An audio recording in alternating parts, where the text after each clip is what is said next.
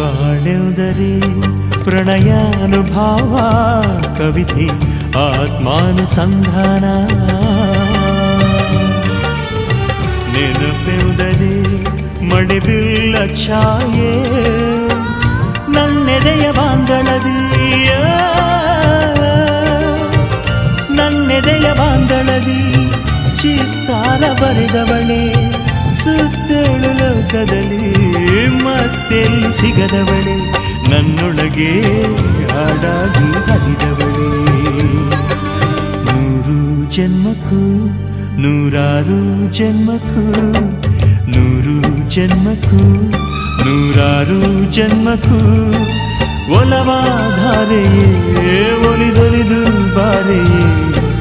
ನನ್ನ ಆತ್ಮ ನನ್ನ ಪ್ರಾಣ ನೀನೆಂದು 100 ಜನ್ಮಕ್ಕೂ